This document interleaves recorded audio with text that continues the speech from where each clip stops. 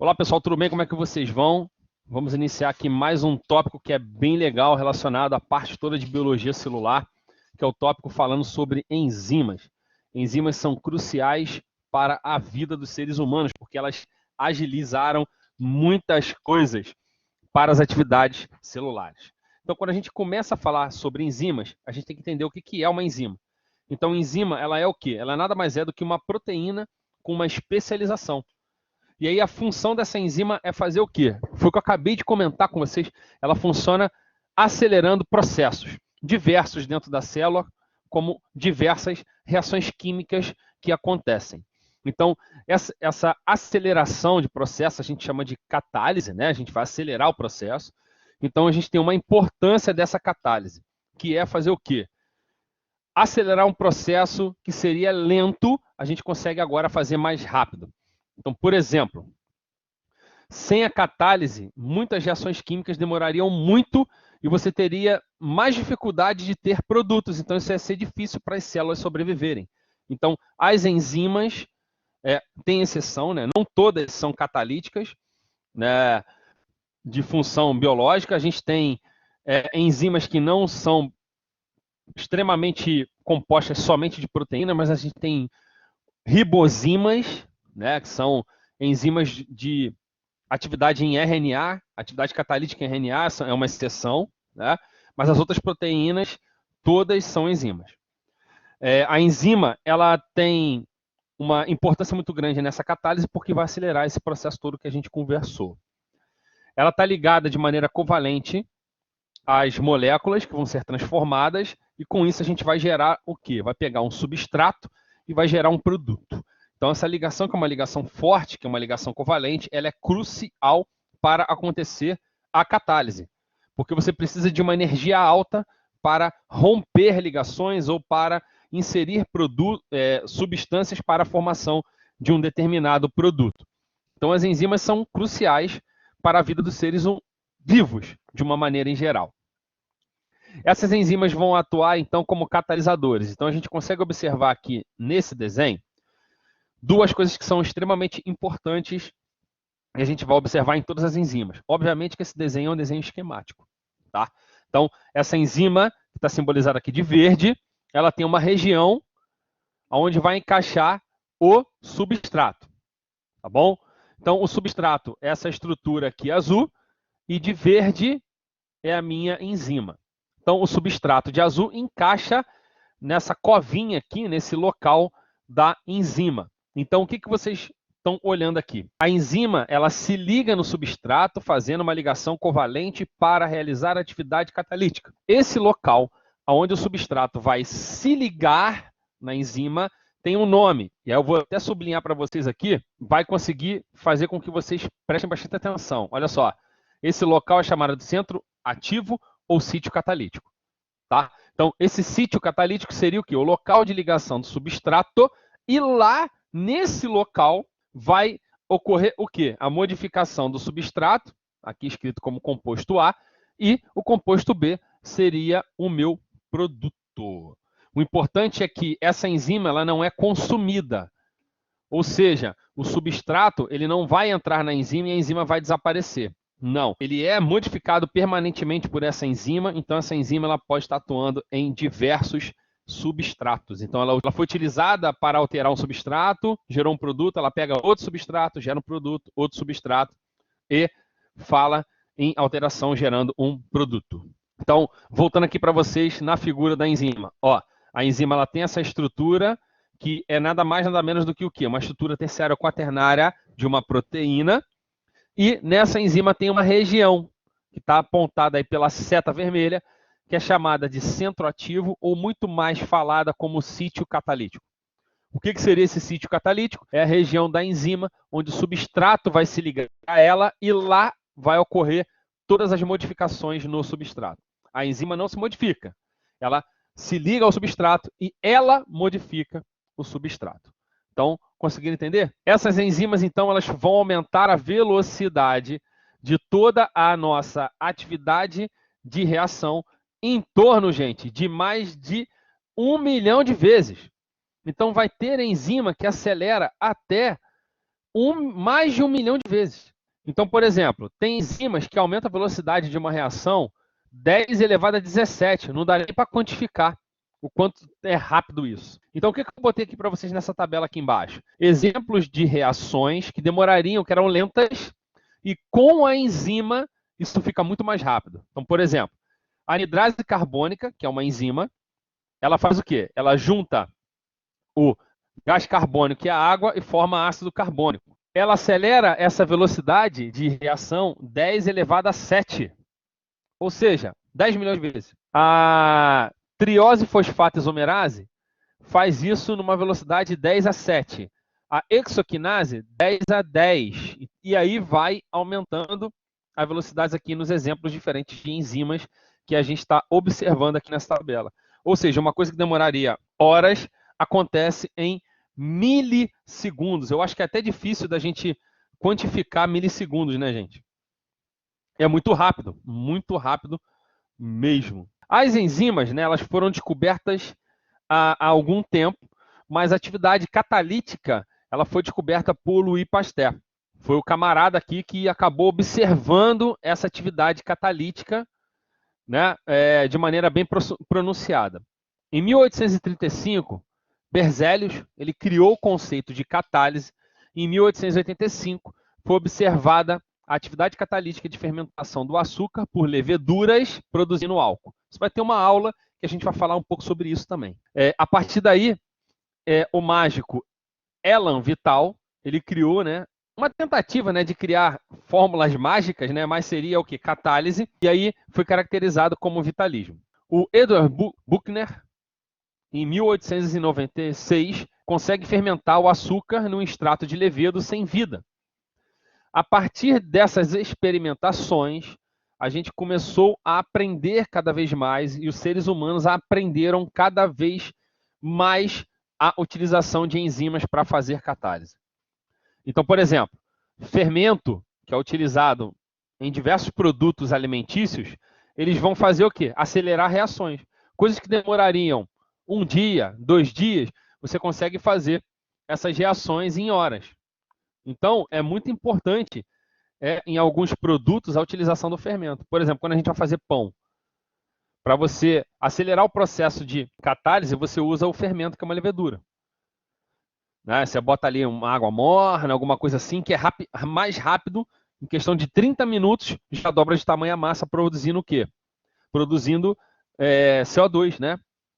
Coisa que se você deixasse naturalmente demoraria mais tempo. Em 1878, Friedrich criou o termo enzima, né, propriamente dito, que vem do grego evzn, cuja tradução é no levedo. Então, esse termo enzima, né, ele foi caracterizado por Friedrich, que seria o quê? Uma substância que vem do levedo. As enzimas, de uma maneira em geral, elas começaram a ser entendidas a sua atividade a partir de esse cientista, né, chamado de Emil Fischer. Como que ele começou a caracterizar a atividade das enzimas? Ele conseguiu identificar esta enzima aqui, a sacarase, que pelo nome, depois a gente vai ver mais para o final da aula, o porquê que o nome ajuda a entender a enzima. Vou ajudar a dar uma dica valiosa para vocês. A sacarase quebra a sacarose em glicose e frutose. Então, o Hermann Fischer ele produziu diversos análogos da sacarose e começou a testar essas enzimas.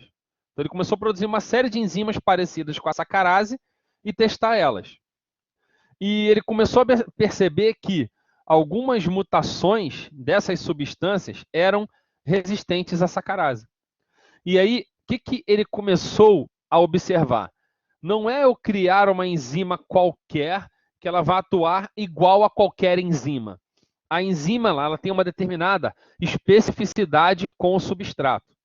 E aí, a partir disso, Emil Fischer criou o raciocínio chamado de modelo chave-fechadura. O que isso quer dizer com a atividade da nossa enzima? O seguinte, vamos supor que a chave seja o substrato e a fechadura seja a enzima. E o local onde entra a chave é o sítio catalítico. Conseguiram visualizar isso que eu acabei de falar? Então, o que esse modelo chave-fechadura me mostra? Que a fechadura seria a enzima e a chave seria o meu substrato. Então, não é qualquer chave que entra na fechadura. Ou seja, não é qualquer substrato que se liga em qualquer enzima. Ele precisa ter uma determinada especificidade para ligar.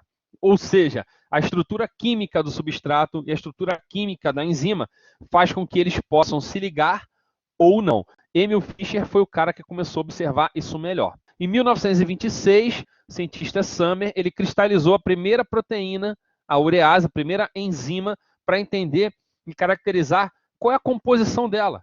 Olha que ao longo dos anos, a gente começou falando toda a história em torno de 1835, eles descobriram o quê? Aceleraram uma reação e a gente já está aqui em 1926, quase 100 anos depois, a gente já está conseguindo saber qual é o aminoácido que está naquela enzima, através de técnicas de cristalização proteica, cristalização enzimática. Então, Bruno, me explica bem essa ideia do chave-fechadura. A gente tem aqui, ó, 3 figuras mostrando exatamente isso, essa ideia do modelo chave-fechadura. Se você olhar a primeira figura aqui em cima, que é laranja e azul, você consegue ver o substrato de laranja e a enzima de azul. Se você observar, o sítio catalítico da enzima ele tem um formato aqui, né, meio quadrado e meio triangular. E o meu substrato ele tem que encaixar perfeitamente. Não é qualquer substrato que se encaixa na enzima. Então, após esse substrato se encaixar na enzima, por ele ter afinidade, por ele ter especificidade, esse substrato ele é convertido em produto. Nesse exemplo que eu estou mostrando para vocês, um substrato gera 2 produtos. A gente também observa aqui que essas proteínas, essas enzimas, elas precisam de especificidade, aqui mostrando uma coisa mais parecida com o real, que o meu ligante ou o meu substrato ele tem que ter afinidade, ele tem que ter um encaixe perfeito na enzima para ocorrer a atividade catalítica. Isso também é visto aqui nessa estrutura roxa e verde, onde nós temos de roxo em cima uma enzima e embaixo outra enzima de roxo. E as duas, ambas, né, precisam de substratos específicos para realizar a atividade catalítica. Bruno, o que essas enzimas fazem? Vamos lá, as propriedades das enzimas são relacionadas a realizar, vou frisar aqui com uma linha para ficar legal, tá? Catalisar biologicamente diversas substâncias, ou seja, aceleram a velocidade de várias reações. Isso faz com que a gente consiga a produção de um substrato em produto em 1 minuto, em torno de 100 a 1000 moléculas por minuto. Coisa que você demoraria talvez horas ou até dias, você consegue ali com minutos produzir uma grande quantidade de produtos. Uma outra coisa que é interessante relacionada às enzimas é que elas atuam em quantidade muito baixa. Isso é bom. Você não precisa de um caminhão de enzima para fazer uma atividade catalítica. Um pouquinho de enzima, ela já vai começando a pegar o produto e realizar a sua atividade catalítica. Uma outra coisa que é crucial, tá, gente? Isso é muito importante. Eu vou até falar no final, mas eu vou já comentar agora para vocês, é que as enzimas precisam de condições ideais.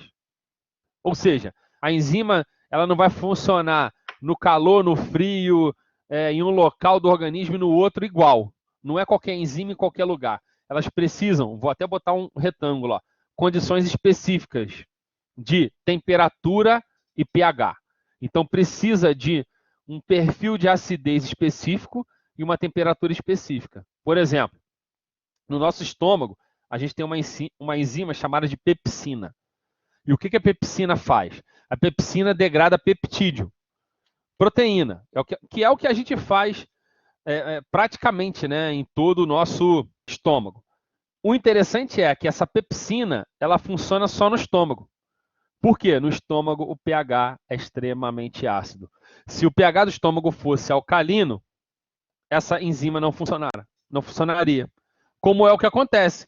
Porque quando sai um bolo alimentar com pepsina do estômago e cai no intestino e o pH é alcalino, a pepsina para de funcionar. Por quê? Eu alterei o pH. Então, temperatura e pH são cruciais para o funcionamento da enzima. Outra coisa que é legal também é que a minha enzima, todas elas têm características proteicas, né? São compostas de aminoácidos. Sua concentração e atividade são reguladas, isso aqui é muito importante. Não quer dizer que, por exemplo, se eu colocar 100 moléculas de substrato, eu vou formar 1000 produtos com aquela enzima. Aí você pensa, botei 100, gerei 1000. Se eu botar 1000, eu vou gerar 100.000. Não, A enzima ela tem uma determinada quantidade, velocidade de funcionamento. Então, você pode encher de substrato que ela funciona naquela mesma velocidade. Ela não vai alterando a velocidade de acordo com a demanda. Porque você poderia pensar, não, vou aumentar então, vou botar um caminhão de substrato que a enzima vai funcionar mais rápido. Não.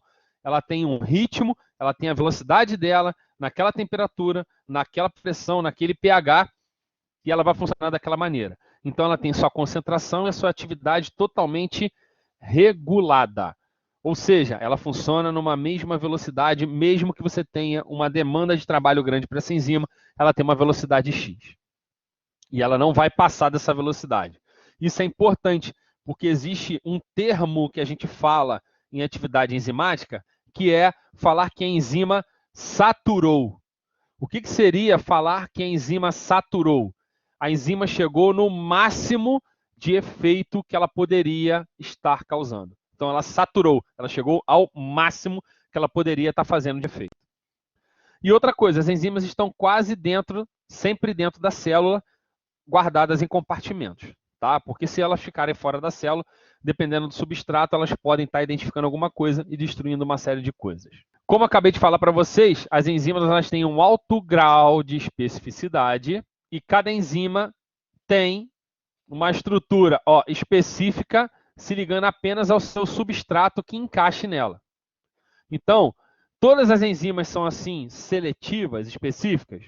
Então, tem enzima que aceita uma série de substratos, mas não são todos. Então, por exemplo, tem enzima que aceita como substrato qualquer açúcar que tenha 6 carbonos.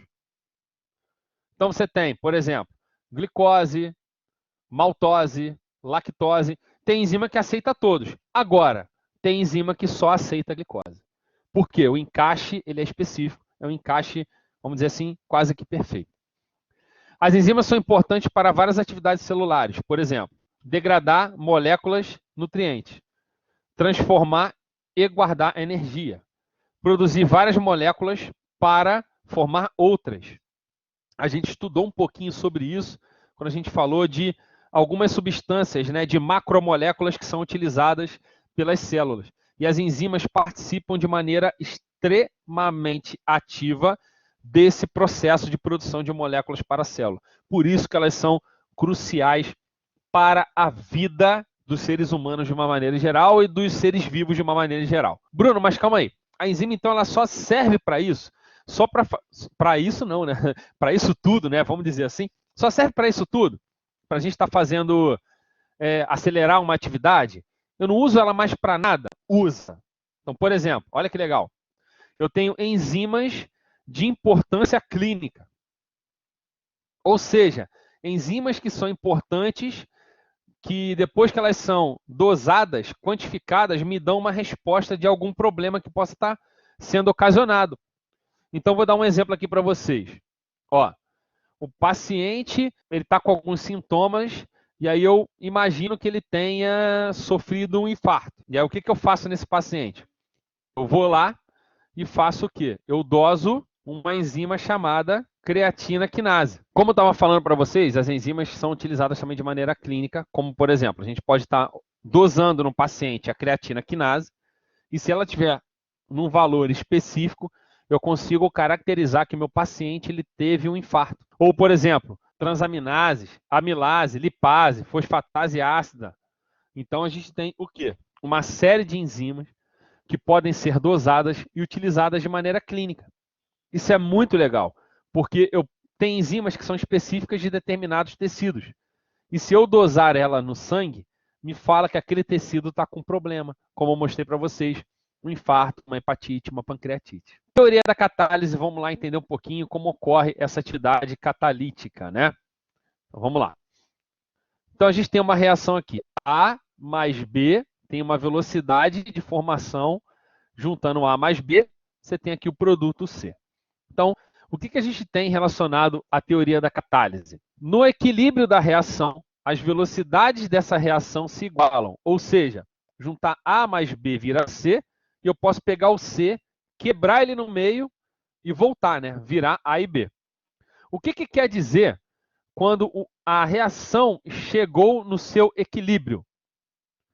A reação chegou no seu equilíbrio quando a concentração de todos os reagentes não se alteram mais. Ou seja, finalizou a reação, você não tem uma velocidade maior de uma coisa ou de outra. E o que o nosso catalisador, a nossa enzima, faz? Ela acelera a velocidade da reação para os lados diferentes que essa catálise pode acontecer. Então, quando eu acelero essa velocidade, eu vou chegar mais rápido no estado de equilíbrio. Bruno, por quê? Vamos supor que V1 demora 10 horas e V-1 demora 10 também. Quando eu utilizo um catalisador, isso vai demorar 1 hora. Então, eu consigo acelerar a chegada até o estado, até o ponto de equilíbrio. Bruno, se esse equilíbrio não for alcançado, eu não terminei minha reação. Então, o ponto de equilíbrio ele não se altera, ele é o mesmo, tá bom? E ele mede o fim da reação. Se eu não cheguei no ponto de equilíbrio, eu ainda tenho reação para acontecer, tá?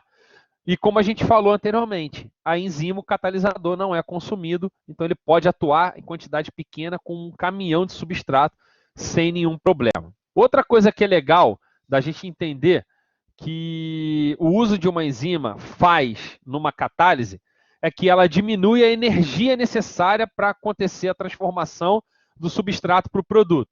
Então, por exemplo, presta atenção aqui. Vou conseguir fazer o quadrado. Aqui é o substrato.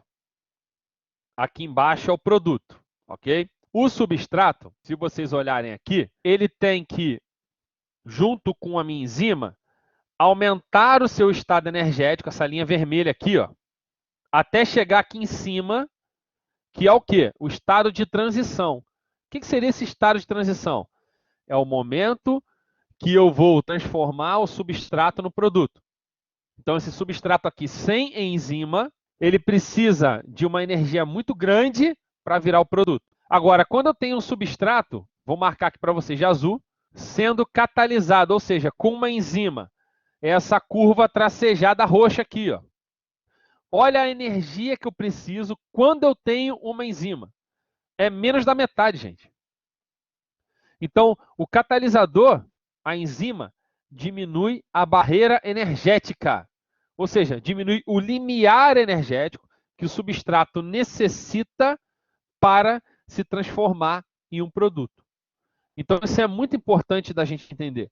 Porque não só eu chegar no estado de equilíbrio, mas sim eu acelero a chegada no estado de equilíbrio. Por quê? Eu tenho uma necessidade energética menor, porque a nossa enzima vai conseguir catalisar, acelerar. Não tem a necessidade de uma grande quantidade de energia para poder fazer essa transformação do substrato no produto. Aqui é bem legal. Eu peguei uma estrutura tridimensional de uma enzima e eu gostaria de mostrar para vocês como que ocorre essa ligação da enzima com o substrato. Já falamos lá atrás que a enzima ela é uma estrutura proteica e ela tem um determinado local de ligação do substrato. Qual é o nome desse local, gente? Está com uma setinha aí e está escrito, ó, sítio ativo, que seria aquele local vermelho ali. Então, o local vermelho dessa enzima seria o sítio ativo ou centro ativo, que é o local onde o substrato vai se ligar. Então, certamente, esse é o local de reconhecimento do substrato pela enzima. O substrato ele tem que se encaixar ali de maneira perfeita. Então, esse local que é chamado de sítio ativo é o local de reconhecimento da enzima com o seu substrato. Uma vez que o meu substrato, que é esse verdinho aqui, ó, chega no sítio catalítico, ele vai ter o quê? Ele vai se ligar nessa proteína, essa enzima. Então, dentro do sítio catalítico, a gente tem o que a gente chama, né, de grupos de ligação. O que seriam esses grupos de ligação? Seriam resíduos de aminoácidos que estariam fazendo a ligação com o substrato. Então, por exemplo, se vocês olharem aqui, vou marcar para vocês aqui de vermelho. Ó. Nessa região aqui, eu tenho um aminoácido serina na posição 195. E ela aqui ó, vai fazer a ligação com o meu substrato. Aqui embaixo, eu tenho meu aminoácido histidina na posição 57, fazendo a ligação com o substrato. Aqui de azul é um outro aminoácido, de amarelo aqui é um outro aminoácido. Todos eles vão fazer o quê? Uma ligação covalente para que esse substrato tenha alteração e seja transformado em produto. Uma das coisas que a gente vê bastante quando a gente fala sobre ligação enzimática é que o modelo chave-fechadura é um modelo que é muito mais aceito porque fica mais fácil da gente visualizar. Porém, Bruno, todas as enzimas vão fazer aquele modelo chave-fechadura que você explicou? Não. Tá? Por quê? As enzimas são proteínas, então são moléculas que estão se movimentando a todo momento. E o substrato ele tem que se encaixar naquele determinado local. Então, para se encaixar naquele determinado local, a gente não tem o encaixe chave-fechadura. Por quê? A chave ela é rígida, a fechadura também. Porém, a enzima, substrato, não. Eles são moléculas que estão se movimentando. Então, no modelo chave-fechadura, como a gente vê aqui especificamente, ó, a enzima está parada e o substrato também está rígido e ele vai lá e encaixa. Mas, na verdade, a enzima ela está fazendo quase que sempre o que a gente chama de mudança conformacional. Ou seja, ela vai se adaptar junto ao substrato para que esse encaixe aconteça da melhor maneira. E esse nome de adaptação a gente chama de ajuste ou encaixe induzido. Ajuste ou encaixe induzido. O que seria isso, Bruno?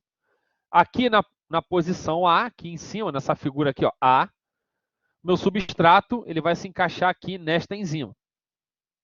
Ok? Ele encaixou. A minha enzima, se você olhar, ela não tinha os buraquinhos para encaixe, ela se modificou para o encaixe do meu substrato. Então foi induzido, porque o substrato chegou lá e ela se adaptou. Olha a situação B aqui embaixo, ó. Ela tem um formato, né, o substrato, ele vai chegar na enzima para acontecer a atividade catalítica. Olha o que a enzima faz. Ela empurra a metade aqui do substrato para que possa fazer o quê? Clivar e dividir o nosso substrato em produto. Então a gente vê aqui nesse B um encaixe induzido, que é o que geralmente acontece com as nossas enzimas, tá bom? Uma coisa que é interessante é que as enzimas, elas não vão pegar o produto, o substrato e transformar em produto rapidamente. Elas vão primeiro se ligar ao substrato para aí sim conseguir alterar a estrutura do substrato e gerar um produto. Esse momento de ligação, onde a gente vai reduzir energia e ela vai interagir com o nosso substrato, isso é chamado de estado de transição. Então, o estado de transição ele nada mais é do que o momento em que o substrato está ligado à enzima e ocorre aí sim o processo de alteração desse substrato para ele virar um produto. Então, as enzimas são mais eficazes, ou seja, elas aceleram as reações, como a gente já falou. As enzimas são específicas, elas não vão pegar qualquer tipo de substrato. Elas são estereoespecíficas, não produzem produtos reacionais. Elas operam em condições amenas de temperatura, pressão e pH, como eu já falei para vocês, condições ideais. E elas são altamente reguladas. Ou seja, elas têm um teto de atividade e, acima disso, elas não fazem mais atividade do que o teto que elas podem estar fazendo.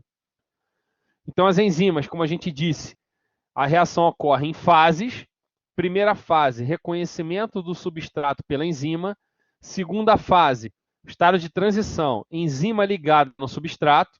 Outra parte do estágio de transição, enzima já transformou o substrato em produto. E o último estágio, a enzima solta o seu produto. E aí a gente vê novamente aquele gráfico de energia, estado basal, e aqui um novo estado basal, P de produto, S de substrato. Então, isso seria uma reação sem enzima, você precisaria de uma energia grande, e aqui uma reação com enzima. Se você olhar, você tem aqui ó, o S substrato, um pouquinho de energia, a enzima já liga no substrato, mais um pouquinho de energia, ela já transforma em produto, e mais um pouquinho de energia, ela elimina, ela solta o produto. Então, com isso, a gente fecha a nossa ideia de reação enzimática. Uma outra coisa que é muito legal relacionado à atividade enzimática é a característica do grupo catalítico. O que é isso, Bruno? Cada tipo de enzima ela vai fazer essas modificações da maneira que ela acha pertinente. Então, por exemplo, existe enzima que lá na região onde ela vai fazer a transformação do substrato no produto, ela tenha ácidos ou bases. E aí, geralmente, quando a gente tem um grupo catalítico com ácido e base, quer dizer que eu vou transferir hidrogênio. Tem enzima que ela faz não ligação ácido-base, mas ligação covalente, lá na região catalítica. E aí ela vai conseguir fazer essa transformação, claro, na transição de enzima substrato para enzima produto, através de uma ligação covalente. Existe grupo catalítico que tem íons. E aí o que acontece? Esses íons eles auxiliam no processo de redução de energia. Esses íons são chamados também de coenzima. Então, o que seria uma coenzima? Seria alguma estrutura que não é da enzima, que ajuda a acelerar a atividade da enzima.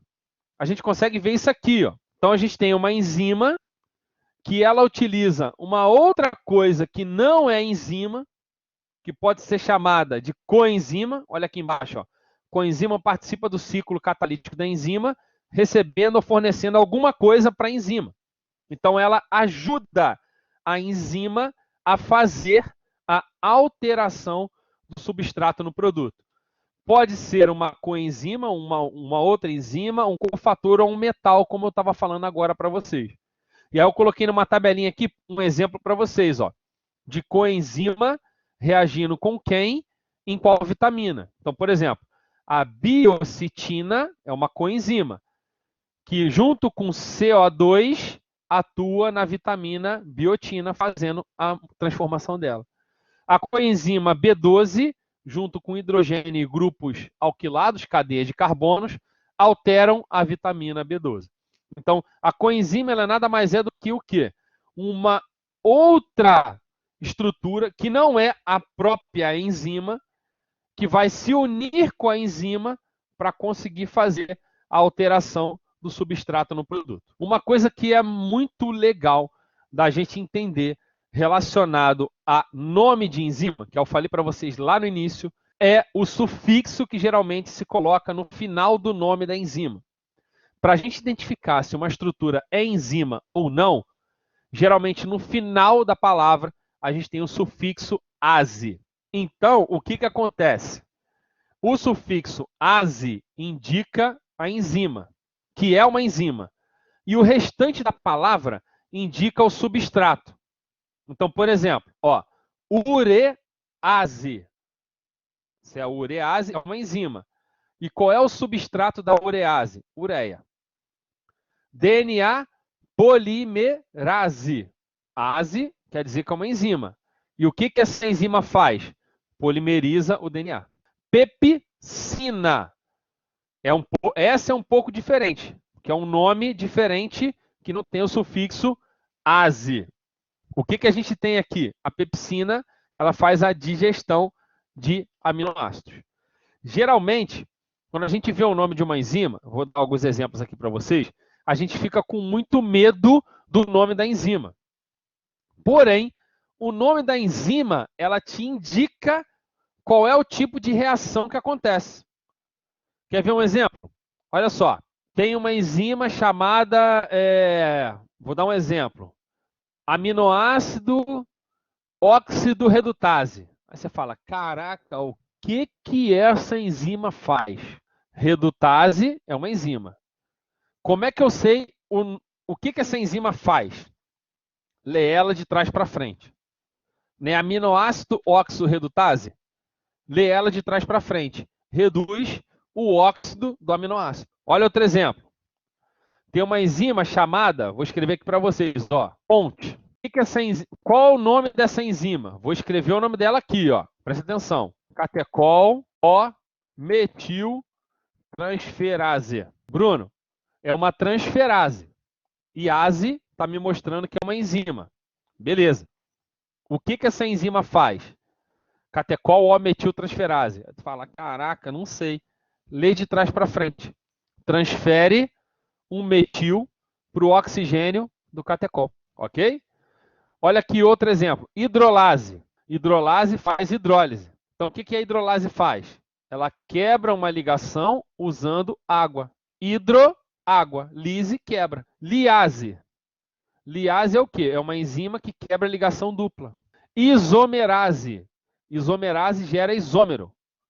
Ou seja, é como se fosse um espelho e você reproduz a sua cópia do espelho. Ligase. O que a ligase faz? Liga. Então, tá vendo como é que o nome da enzima ela te dá o que acontece com a reação? E a gente fica com muito medo quase sempre do nome da enzima. E a gente não deveria ficar com medo do nome da enzima, porque ela te dá o que acontece na reação. Então, oxorredutase reduz o radical óxido, transferase transfere, hidrolase quebra uma molécula com água, hidrólise, liase quebra a ligação dupla, isomerase gera um isômero, uma cópia em espelho, ligase liga. Então, o nome da enzima te dá o que acontece na reação. Para fechar o que a gente estava falando, eu vou mostrar para vocês aqui alguns fatores que modificam a atividade da enzima, porque isso é importante. Se ela, como eu disse para vocês, não está no local ideal, o que acontece? E da maneira ideal, essa enzima não funciona perfeitamente. E aí que mora o problema. Fatores que afetam a enzima. Primeiro fator, pH e temperatura. Eu vou mostrar para vocês já já. Outra coisa que afeta a atividade da enzima, tempo de reação. E outra coisa que afeta a atividade da enzima, se você tem uma quantidade grande ou pequena de substrato, quanto que você tem da enzima e se você tem qual fator. Então vamos ver aqui o que todos esses fatores aí que a gente está discutindo me trazem de informação. Olha um exemplo aqui para vocês. O que esse gráfico está mostrando? Toda a curva subindo, ó, a atividade máxima da enzima. Então, toda vez que a enzima chega aqui em cima, ela está funcionando o máximo dela. E aqui embaixo está mostrando o quê? A faixa de pH. Então, o que a gente está observando? A pepsina, que é a primeira aqui, vou fazer um quadrado para vocês observarem, ela funciona em que faixa de pH? Melhor, ó, entre 1 e 3. Se você observar, quando vai chegando aqui em 4, 5, olha a pepsina diminuindo o seu efeito. Urease. Olha a faixa de pH que ela funciona melhor, entre 6 e 8. Arginase, entre 9 e 11. Então, o pH ele é crucial para que a enzima funcione o seu melhor, o seu máximo. Então, a gente gosta de falar que a enzima ela tem um pH ótimo para funcionamento. E não só o pH, mas também a variação de temperatura. Olha que legal. Além do pH ótimo, tem uma temperatura ótima. Por quê? Olha esse exemplo aqui, ó, percentual da atividade enzimática. De novo, quanto mais subir, mais atividade a enzima tem. E o que é essa barra aqui embaixo? Eu vou aumentando a temperatura. Então você olha aqui, ó, numa temperatura baixa, até aqui, ó, uns 20 graus, você tem pouca energia para acontecer a reação. Por isso que a enzima não funciona bem. Quando você começa a aumentar, chegar a 30, 36 graus, eu já estou na temperatura ótima. Ou seja, eu consigo acumular muita energia para a reação acontecer. E se eu aumentar muito a temperatura, Bruno? Se eu aumentar muito a temperatura, a enzima começa a desmanchar. Ou seja, eu faço desnaturação da minha enzima. Porque a temperatura está muito alta e a ligação dos aminoácidos começam a romper. E aí, quando eu vou rompendo essas ligações dos aminoácidos, o que acontece? Eu perco a minha proteína. E aí, se eu não tenho minha proteína, eu perco a atividade dela. Os dois últimos fatores que eu falei com vocês é o tempo de reação, né? Então, se o tempo de reação ele é muito longo, ele vai interferir diretamente na atividade enzimática. E se eu tenho alguém para ajudar, um cofator, por exemplo, ou um substrato específico, eu consigo acelerar e diminuir a energia necessária para a conversão do meu substrato em produto.